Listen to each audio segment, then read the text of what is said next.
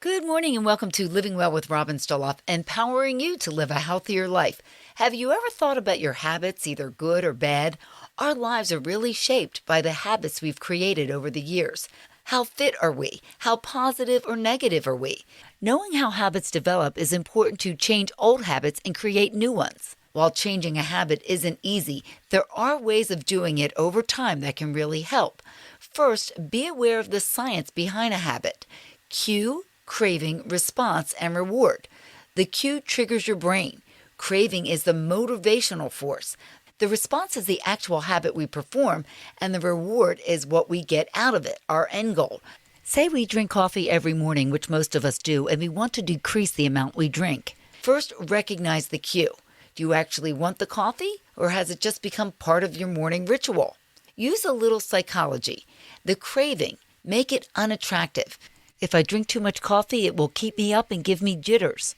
Your response, make it difficult. Keep the coffee out of sight. And finally, your reward, make a cup of decaf green tea and avoid getting those jitters. And that's how to create a good habit. Living Well on Light 96.9. Do you live in an organized, neat home, or is your home full of clutter? While some people love to clean, others consider it a mundane chore. But believe it or not, the act of cleaning and living in a clean environment can actually benefit our mental health. One study found that women who described their living spaces as cluttered or full of unfinished projects were more likely to be fatigued and depressed than women who described their home as restful and restorative. Researchers also found that women who had messy or cluttered homes had higher levels of cortisol, the stress hormone. Another study revealed that clutter could make it difficult to focus. It can also be linked to negative emotions such as confusion, tension, and irritability. To the brain, clutter represents unfinished business, and this can be highly stressful for some people. While an organized home tends to produce more positive emotions such as calmness and a sense of well-being. Learn more about the benefits of cleaning and living a cluttered-free life at WFPG.com. Click Health on our app, or visit our Facebook page, Living Well on Light 96.9. It's always good to have a plan in life, and when it comes to good nutrition, it's essential. March is National Nutrition Month, and here to tell us the best way to plan is registered dietitian nutritionist Georgia Saylor, owner of Vitality Nutrition and Wellness in Linwood. Georgia, why is planning so important to eating healthier? Planning in advance is essential for good health, maintaining a healthy weight. And if we don't plan, guess what happens? We don't know what we're going to do. So then we're more tempted when we get hungry to get pizza, to get takeout food. So if we know what we're going to have, we're going to be so much more successful to having the health that we desire. And one of the keys to that is also planning out a grocery list, knowing what you'll buy when you get to the supermarket. Yes, always having a grocery list when you go to the store is super important. So you know what you're going to buy. And that will also prevent waste. When you're planning the grocery list, know what's going to happen for the week. So for most of my clients in the middle of the week, they're getting to be a bit tired. So making sure that they have a meal that's easy to go, or if they're getting home late, know that that's another easy meal. So having a couple of those. Also, it might be a good idea to pack a lunch or at least some snacks for work. Yeah, many times people are eating out at work every single day. And that can get quite expensive. But not only that, you tend to eat more than your body needs. So maybe start with bringing your lunch a couple days a week. Definitely bring snacks, bring some apples, bring some nuts, bring something. So when you are hungry, you don't grab that donut that's in the break room. Great tips. Thanks for being with us. Registered dietitian nutritionist Georgia Saylor, owner of Vitality Nutrition and Wellness Center in Linwood. You are Living Well on Light 96.9. Sugary drinks are one of the biggest sources of empty calories and added sugars in the typical American diet. Drinks like soda, fruit punch, lemonade, and some energy and sports drinks provide excess calories and little to no nutritional value. Drinking just one serving of any of these drinks per day without changing typical calorie intake can add an extra 5 pounds or more each year.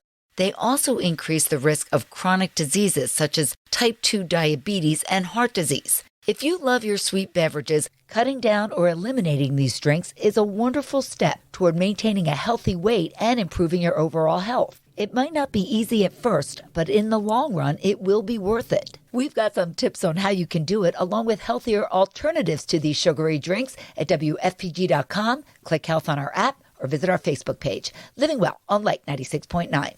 Ladies, we can't change the fact that our hormones change as we get older, but we can change how we adjust to them.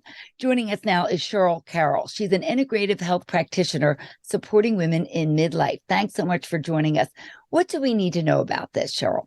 So the number one thing is that from the age of 35 is our opportunity to adjust our lifestyle to support us to live the best life and to live well for the second half of our life. So the average age of menopause is 51.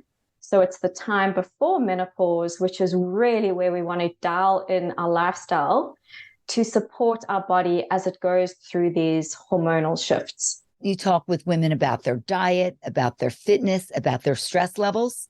Absolutely. So we work on all the lifestyle practices because it is the mindset, it is the nutrition, it is how we move that really needs to be adjusted, because we can't do what we've always done, because our body's requirements are different, because we have hormone receptors all over our body.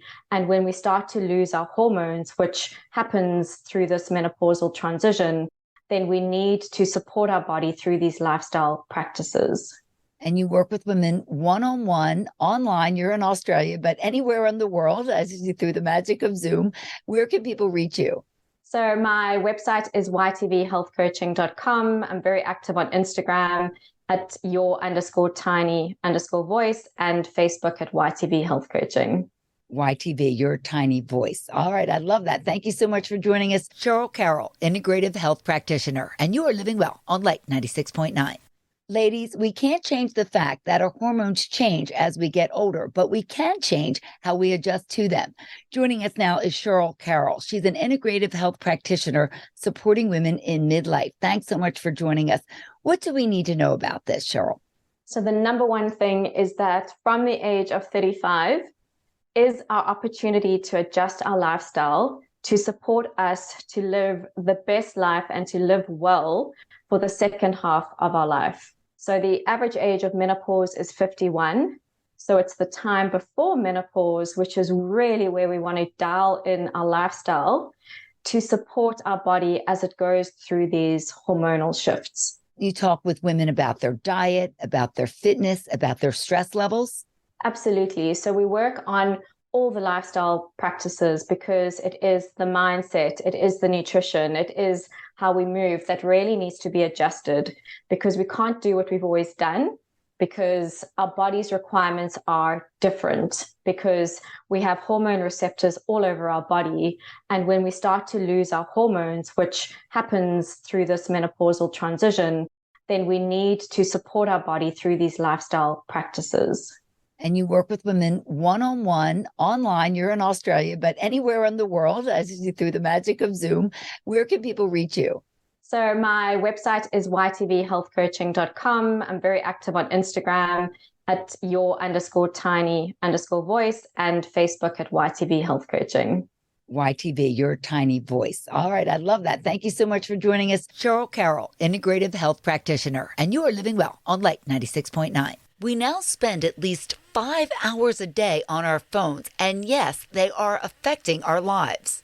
Even if our phone is on vibrate, it's sapping our focus. A single buzz or ding from our phone notifying us that we have a new text message or email is enough to lower our ability to focus on a task.